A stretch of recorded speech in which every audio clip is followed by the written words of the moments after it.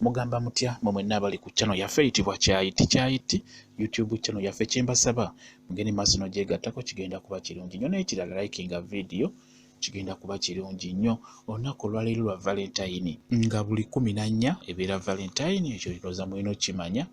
Olunaku olwaleero era lunaku lwa Valentine, lunaku lwa Sunday, naku z'omwezi 14 Febu, okitegeera 2021. Valentine ekusanze etya? Valentine ekusanze etya?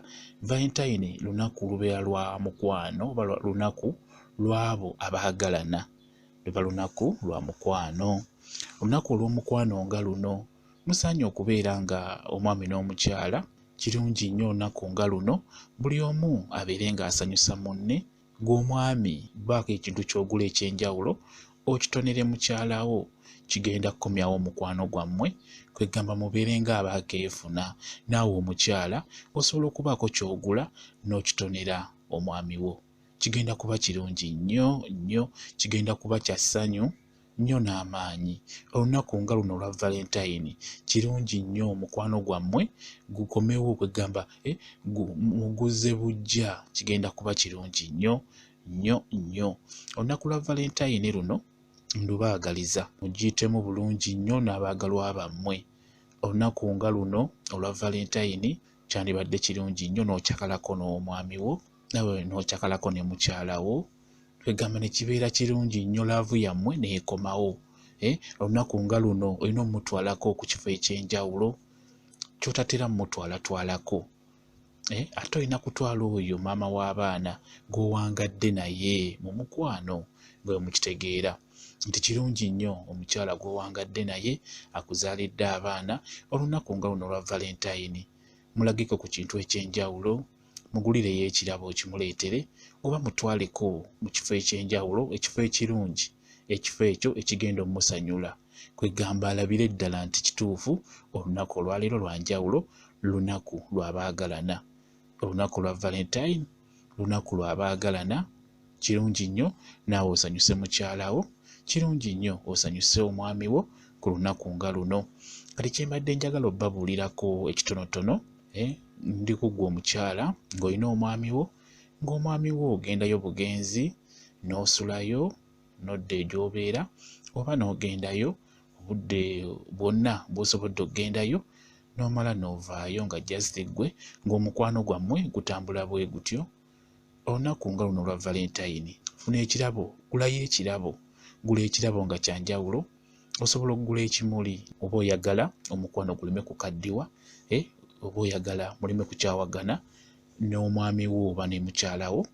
Olina omumufaako omukyala oyo, olina omumulabirira omukyala oyo, olina omuwa omukwano ogujjudde, olina omufukirira omukwano mu ngeri yonna, kwegamba omukwano gwammwe guleme kuggwaawo. Kati olunaku nga luno olwa Valentine gula ekirabo ng'ekyo, ng'omanyi ekirabo kyenguze. Ebiseera ebisinga kye bayita ekirabo naddala ng'ekyomukwano ekya Valentine, oyo gwe bakiwadde alina okukitwala ng'ekintu ekikulu, alina okukitwala ng'ekintu eky'omugaso, olw'ekyo kye babeera bamuwadde. Okitegedde bulungi nnyo. Kati n'olw'ekyo ekintu ekirala, mbadde ndi ku mmwe abaana abawala, kugambye ng'olina gaayiwo, ng'owa gaayiwo ogendayo bugenzi, ogendayo wiikendi, akuyita buyisi nga tosulayo oba ng'olumu osulayo. Kati olunaku nga luno olwa Valentine lwe lunaku kw'olina okulabira omwami wo kituufu akwagala. Omwami oyo gw'ogamba nti bbaawo naye nga takuteeka waka, lwe lunaku lw'olina okulabiramu nti kituufu omwami ono anjagala oba tanjagala. Olina kukola otya? Olunaku nga luno olwa Valentine funa engeri gy'ofunayo ekirabo okigule bulungi nnyo. Osobola okugula katambaala nga kanjawulo, osobola okugula akantu konna nga kanjawulo nga kalaga nti Valentine. Kasibe bulungi nnyo, genda owa mwami w'oyo oba owa gaayi w'oyo, tomubuulira, tomukubira ssimu, mugweko bugwi. Ate ekirungi ekiriwo nti Valentine ya guno omwaka olunaku lwa Sunday lweriwo, ate ng'olunaku lw'e Sunday ebeera wiikendi, ekitegeeza omwami oyo abeera alina kubeera waka. Kati kyenkusaba, tomukubira ssimu, tomubuulira, funa booda weeteekemu ssente, genda ewaka ogweyo bugwi nga tategedde. Genda obudde nga bwakawungeezi, ssaawa 11, 12, ssaawa emu, ssaawa bbiri, kwegamba obudde obwo bw'oba ofuba okulaba ng'ogendako keewaka, ng'ogendako w'oyo gw'oyita omwami wo, gw'oyita gaayi wo akwagala. Olunaku nga luno olwa Valentine mugweko bugwi nga tategedde, okakase nti kituufu gwe gwekka gw'alina, okakase nti kituufu nze gw'ayagala. Olunaku nga luno ekyo ky'osaanidde okukola ggwe omwana omuwala.